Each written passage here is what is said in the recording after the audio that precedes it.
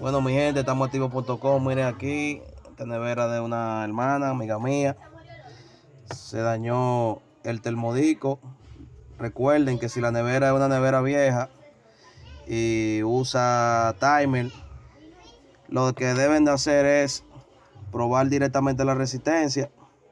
Ustedes la jumpean ahí, si prenden la resistencia está buena. Entonces después proceden a cambiar el termodico y el timer. Y ya ustedes tienen su problema resuelto. Y ya se evitan de tener que pagarle a un técnico.